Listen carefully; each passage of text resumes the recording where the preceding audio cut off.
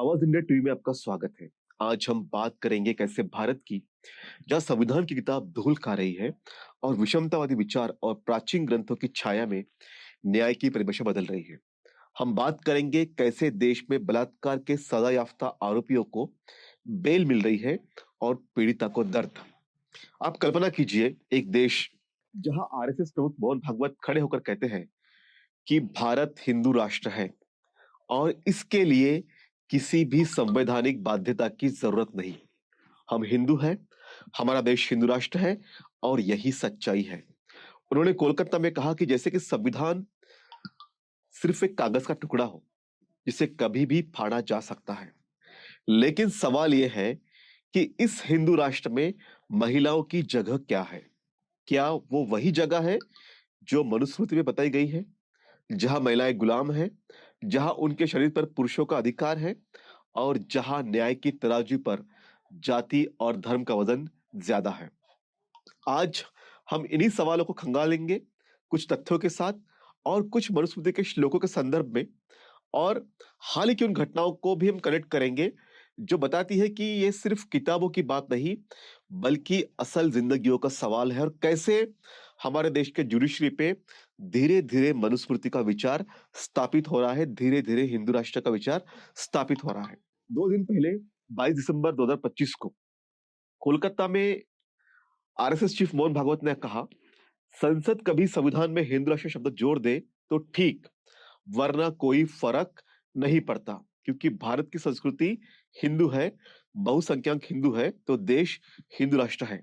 सुनने में बड़ा सरल लगता है, लेकिन क्या यह सरलता महिलाओं के लिए कितनी घातक है? इतिहास बताता है कि जब अंग्रेज गए उससे पहले भारत में मनुस्मृति का शासन था, एक ऐसा कानून जो महिलाओं को हमेशा पुरुषों के अधीन रखता था, और एक ऐसा कानून जो एससी एसटी ओबीसी और माइनॉरिटी में भी भेद रखता था, जिसने 6000 से अधिक जातियों में इन समुदाय को बांट के रखा। मनुस्मृति जो हिंदू धर्म की नींव मानी जाती है, इसमें महिलाओं का दर्जा क्या है आपको कुछ श्लोक बताते हैं, क्योंकि संदर्भ के बिना बात अधूरी रह जाएगी। मनुस्मृति के अध्याय 8 श्लोक 299 में स्पष्ट लिखा है, एक पत्नी, एक पुत्र, एक दास, इन तीनों को शारीरिक दंड दिया जा सकता है, यानी पति को पत्नी को पीटने का अधिकार है। क्या यह संस्कृति आपको अच्छी लगती है, आपको पसंद है? अध्याय 9 श्लोक 5 कहता है, महिलाओं को विशेष रूप से बुरी प्रवृत्तियों से बचना चाहिए, चाहे वो कितनी भी छोटी क्यों ना हो, क्योंकि अगर वो नहीं बचाई गई तो वो दो परिवारों को दुख देगी। महिलाओं को हमेशा नियंत्रित रखना, जैसे महिलाएं कोई खतरा है। अध्याय 5 श्लोक 147 148 में महिलाओं के कर्तव्य बताए गए हैं। वो घर में रहे, पति की सेवा करे, कोई धार्मिक अनुष्ठान न करे, कोई व्रत न रखे, उनका एकमात्र धर्म पति की आज्ञा का पालन करना है। और अगर कोई ब्राह्मण या ऊपरी जाति का पुरुष किसी महिला से बलात्कार करे तो सजा क्या मिलेगी? अध्याय 8 श्लोक 380 कहता है, ब्राह्मण अगर बहुत गंभीर अपराध भी करे तो उसे यातना न दी जाए, बस उसकी संपत्ति को लेकर उसे उसे देश से निकाला जाए, मतलब किसी और राज्य में वो स्थानांतरित हो जाए। बलात्कार के संदर्भ में कोई मौत की सजा नहीं, कोई जेल नहीं, क्योंकि वो संस्कारी ब्राह्मण है। ये कौन कहता है? मनुस्मृति कहती है, जो श्लोक मैंने आपको बताया। अब ये श्लोक सिर्फ पुरानी किताबों में नहीं सिमटे, ये आज की न्याय व्यवस्था में घुल मिल गए हैं। मैं बहुत जिम्मेदारी से बात कह रहा हूं कि जैसे कि हिंदू राष्ट्र की नींव रखी जा रही है। देखिए कुलदीप सिंह सेंगर का मामला, एक पूर्व भाजपा विधायक जिस पर बलात्कार और हत्या के संगीन आरोप थे, जो दोषी करार भी दिए गए थे, दिल्ली हाईकोर्ट ने 23 दिसंबर 2025 को उसकी सजा सस्पेंड कर दी, जमानत दे दी। क्यों? क्योंकि वो 7 साल से ज्यादा जेल में रह चुका है। लेकिन पीड़िता की बहन कहते हैं, हमें जेल में डाल दो ताकि हम सुरक्षित रहें। क्या ये न्याय है? या मनुस्मृति का वो श्लोक जहां ऊपरी जाति के अपराधी को छूट मिलती है, सेंगर अभी जेल में है क्योंकि पीड़िता के पिता के हत्या के केस में 28 दिसंबर को फैसला आएगा। लेकिन सवाल यह है कि क्या ये जमानत हिंदू राष्ट्र की संस्कृति का हिस्सा है, जहां ताकतवर पुरुष को हमेशा बचाया जाता है? बहुत वाजिब सवाल है, बहुत जरूरी सवाल है, क्योंकि यह अतीत में हो चुका है। अतीत में हमारे देश की महिलाओं को, चाहे वो एससी हो, एसटी हो, ओबीसी हो, माइनॉरिटी हो, ब्राह्मण हो, सभी के ऊपर मनुस्मृति ने काफ़ी ज़ुल्म किए हैं। और एक फैसला देखिए इलाहाबाद हाई कोर्ट का, वो फैसला जस्टिस राम मनोहर नारायण मिश्रा, अभी 2025 का है। वो क्या कहते हैं? पीड़िता के स्तन को छूना और पायजामे की डोरी तोड़ना बलात्कार या बलात्कार की कोशिश नहीं है। क्या सुप्रीम कोर्ट ने इसे असंवेदनशील और अमानवीय कहा? ऑर्डर पर स्टे लगा दिया, लेकिन जज ने 4 महीने सोच समझ कर ये फैसला दिया। तो ये फैसला कैसे दिया? भले ही सुप्रीम कोर्ट ने इस पे स्टे लगा दिया हो। देखिए, मनुस्मृति के अध्याय 9 की वो बात याद आती है, जहां महिलाओं को बुरी प्रवृत्ति से बचाना है, जैसे कि उनके शरीर पर हमला कोई बड़ी बात ना हो। ये फैसला महिलाओं को क्या संदेश देता है कि तुम्हारा शरीर महत्वपूर्ण नहीं है, अपराधी जो है उसकी मंशा महत्वपूर्ण है। तो इस तरह से जो अतीत में होता था, वो वर्तमान में भी न्याय प्रणाली के माध्यम से महिलाओं के साथ में हो रहा है। और फिर बिल्किस बानो केस, 2002 के गुजरात दंगों में गैंगरेप और 14 लोगों की हत्या के दोषी 11 लोग, गुजरात सरकार ने उन्हें रिहा किया क्योंकि वो संस्कारी ब्राह्मण थे। भाजपा विधायक सीके राहुल जी ने कहा कि वे ब्राह्मण हैं, अच्छे संस्कार वाले हैं, इसलिए उनको रिहा किया गया। मनुस्मृति का श्लोक 380 याद कीजिए, ब्राह्मण को सजा नहीं। सुप्रीम कोर्ट ने फिर जब मामला काफी गरमाया, फिर उन्हें वापस जेल भेजा, लेकिन उसके पहले रिहाई का वो जश्न भी याद कीजिए। अपराधियों को मिठाई खिलाई गई, फूल बरसाए गए। ये है हिंदू राष्ट्र की तस्वीर, जहां महिलाओं के ऊपर बलात्कार करने वालों को सम्मान मिलता है। और राम रहीम और आसाराम बापू, दोनों बलात्कार के दोषी, जीवन भर की सजा, लेकिन 2025 से दोनों बाहर हैं। मेडिकल ग्राउंड्स पर उन्हें बेल मिली है। आसाराम को सुप्रीम कोर्ट ने जनवरी में इंटरिम बेल दी, जो जुलाई तक बढ़ाई गई। राम रहीम भी कई बार पैरोल पे बाहर आ चुके हैं। तो ये याद दिलाता है कि मनुस्मृति में जैसे महिला को अधिकार नहीं थे, यही बात आज फिर से दोहराई गई है। क्या ये गुरु संस्कारी है जिन्होंने महिलाओं पर बलात्कार किया, या हिंदू राष्ट्र में इन ताकतवर पुरुषों को छूट मिली हुई है बलात्कार करके भी कोई सजा न काटने की और खुले आसमान में आनंद से जीने की? और याद कीजिए 2023 का वो मामला, इलाहाबाद विश्वविद्यालय के प्रोफेसर ने रेप पीड़िता से शादी करने से इनकार किया, और क्या कारण दिया कि वो मांगलिक है। अब वो जस्टिस बृजराज सिंह नामक एक जज ने ऑर्डर दिया, लखनऊ यूनिवर्सिटी के एस्ट्रोलॉजी डिपार्टमेंट से रिपोर्ट लाओ और साबित करो कि तुम मांगलिक नहीं हो। फिर मामला, जब इस पे काफी बहस हुई सुप्रीम कोर्ट में, फिर मामला गया, फिर स्टे मिला। तो कहीं ना कहीं ये प्राइवेसी का उल्लंघन है। लेकिन सोचिए, बलात्कार के कैसे कुंडली, ये कैसा न्याय है? मनुस्मृति की वो दुनिया जहां महिलाओं को भाग्य पुरुष के हाथ में है, वही दुनिया आज फिर से दोहराने की कोशिश हो रही है। ये घटनाएं अलग अलग नहीं है, ये एक पैटर्न है जो मैं समझाने की कोशिश कर रहा हूं कि जहां मीडिया बायस्ड है, जुडिशरी सरकार के चरणों में है, और संवैधानिक व्यवस्थाएं केवल नाम की है। कठुआ से लेकर यूपी तक बलात्कारियों के समर्थन में मोर्चे निकल रहे हैं। तो क्या ये हिंदू राष्ट्र है जहां महिला पहला टारगेट है?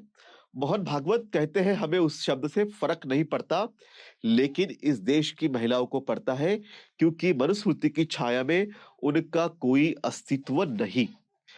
अब सवाल आपसे है, क्या हम ऐसा राष्ट्र चाहते हैं, या संविधान वाला भारत चाहते हैं जहां महिलाएं बराबर है?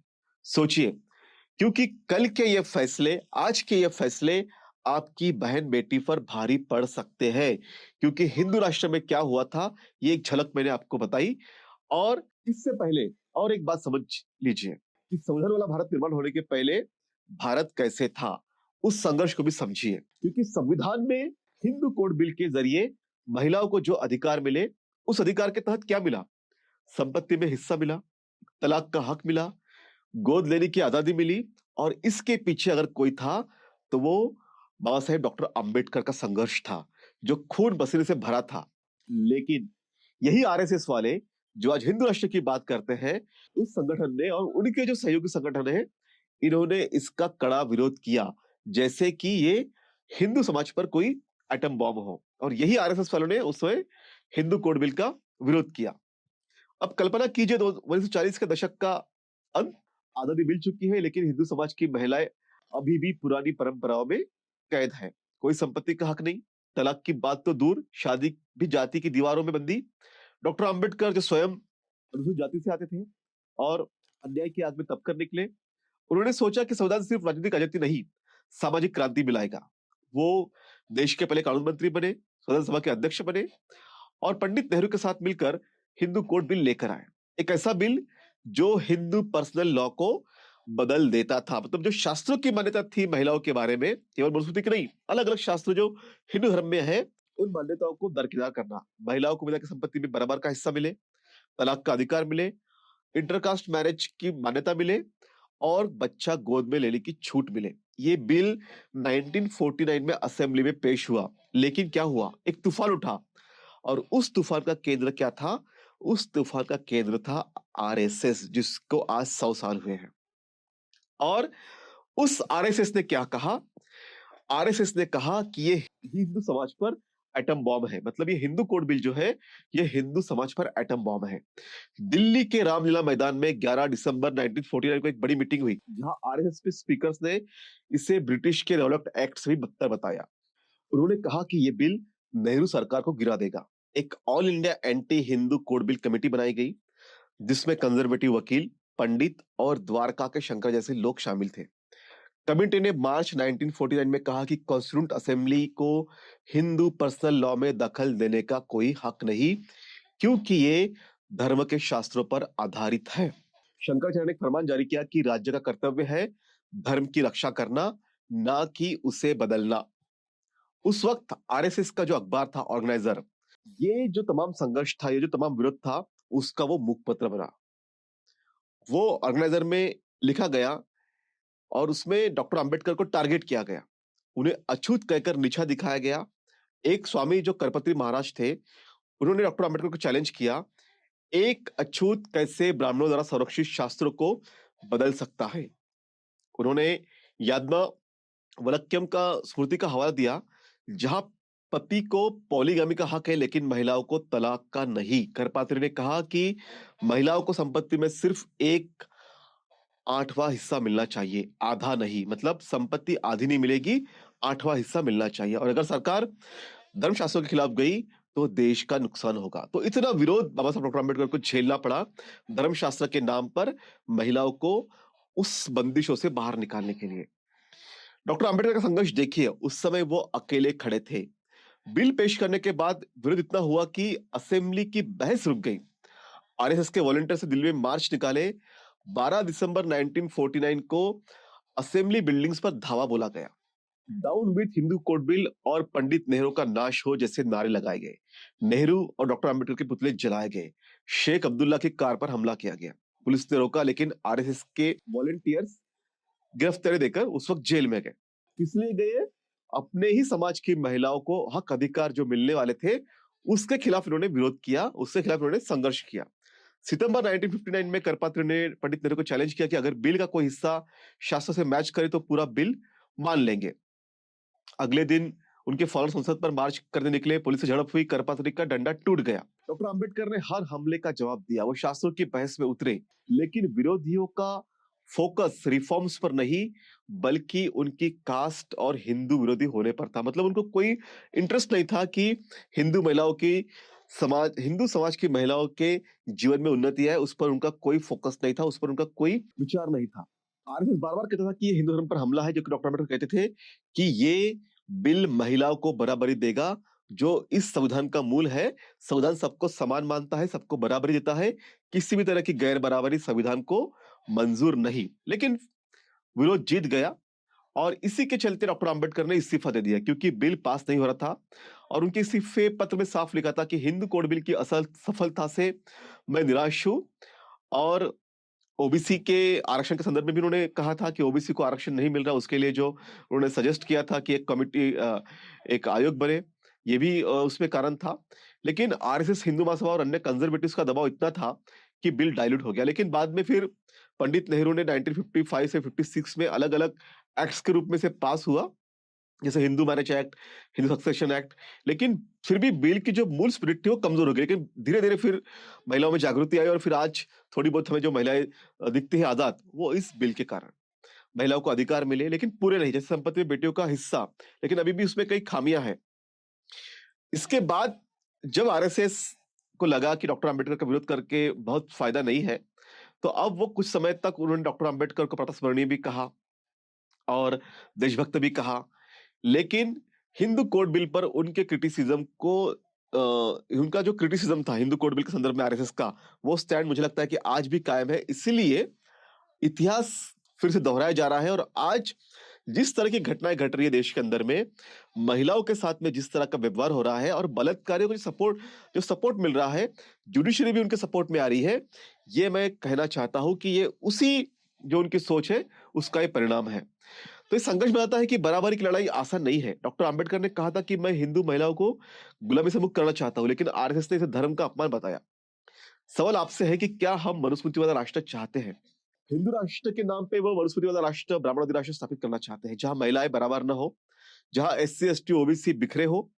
और आज भी ये जंग जारी है। जिस तरह से हिंदू कोड बिल के माध्यम से महिलाओं को अलग-अलग अधिकार मिले, उन अधिकारों को डाइल्यूट करने का काम फिर से आज हो रहा है। और इसी तरह से जो है, आज हम देख रहे हैं कि जिस तरह की घटनाओं का मैंने ज़िक्र किया कि किस तरह से महिलाओं के संदर्भ में जुडिशरी बायस्ड होती जा रही है। उनको मनुस्मृति के तहत जो है बलात्कारी पुरुषों की सजा को कम किया जा रहा है और महिलाओं को प्रताड़ित किया जा रहा है, उन पर दबाव बनाया जा रहा है। तो आप सोचिए कि क्या हमें इस तरह का राष्ट्र मंजूर है? और ये तो केवल महिलाओं के संदर्भ की बात मैंने कही। एससी, एसटी, ओबीसी को भी इससे काफ़ी फ़र्क पड़ने वाला है, क्योंकि हिंदू राष्ट्र में एससी, एसटी, ओबीसी को कोई शिक्षा का अधिकार नहीं था। नई शिक्षा नीति वही कह रही है कि आपको एससी, एसटी, ओबीसी के लिए शिक्षा काफ़ी महँगी की जाएगी। तो इस तरह से जो है, जो हिंदू राष्ट्र की संकल्पना आरएसएस चीफ मोहन भागवत कर रहे हैं, उस हिंदू राष्ट्र में पहला टारगेट महिलाएँ हैं, फिर दलित टारगेट है, फिर ओबीसी टारगेट है, फिर माइनॉरिटी है और केवल कुछ वर्गों की सत्ता इस देश में रहे, यही आरएसएस की और उसके जो फाउंडर थे, गोलवलकर और हेडगेवार की सोच थी। और उसी सोच के तहत आरएसएस आज बड़े दावे से कह रहा है कि हमें हिंदू राष्ट्र तो है, संविधान माने या न माने। तो आप भी संविधान वाली बराबरी चाहते हैं या पुरानी जंजीरें? आप सोचिए ज़रूर, कमेंट ज़रूर लिखें। धन्यवाद।